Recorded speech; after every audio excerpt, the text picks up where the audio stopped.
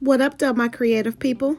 We're back creatively speaking on the Sweet 16 massacre that happened over the weekend. My heart and prayers go out to the victims, and may the ones in the hospital have a speedy recovery. Before we jump into this video, be sure to give it a thumbs up, leave a comment, and subscribe to the channel. Breaking news at this hour: two Alabama teens, brothers in fact, are now under arrest in connection with a mass shooting we've been telling you about. It happened at a Sweet 16 party on Saturday. 4 people were killed. At least 32 more were injured. 17-year-old Tyreek Muakola and 16-year-old Travis Muakola have been charged with 4 counts of reckless murder. Both teens will be charged as adults. This is Alabama. And when you pull out a gun and you start shooting people, we're going to put you in jail, okay? We're going to do that because we're thinking about the families. Somebody's got to start thinking about mom. Because I know I'm tired of it, and everybody behind me's tired of it.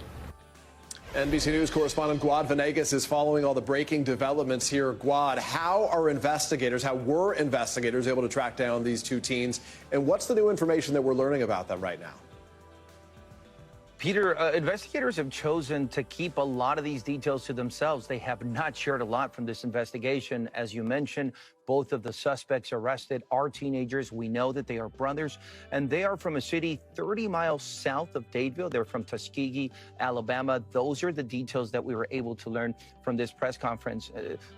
During this press conference, reporters did ask if authorities had a motive, if they understood why this happened, and they chose not to respond to that question because they believe keeping these details to themselves is going to be beneficial to their investigation. The district attorney did say that they plan to prosecute these 2 suspects as adults.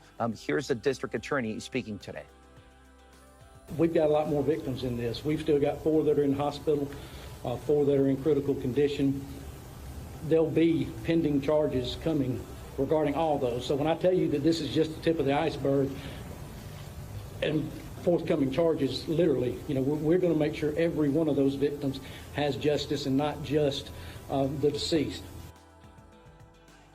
Now, the only other details we were able to learn from this press conference is that both suspects were arrested last night at about 8 p.m.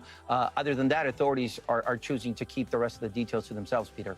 Guad, 32 others who were hurt. They're still recovering now. Any updates on how they're doing?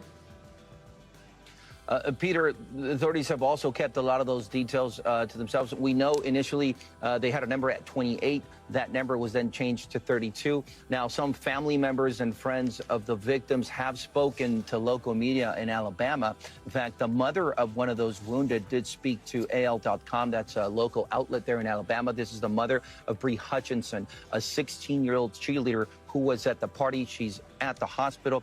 She was shot in her hip and still has the bullet in her hip as she recovers in the hospital. That's just one of the 32 that were injured during that incident, Peter. Yeah, just sending so much strength to those families and to those victims. Guad Venegas with the latest. Guad, thank you. People really need self-control.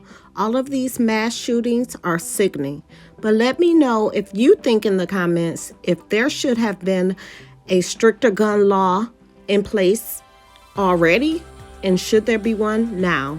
All right, you guys, thanks for watching. Until next time, bye.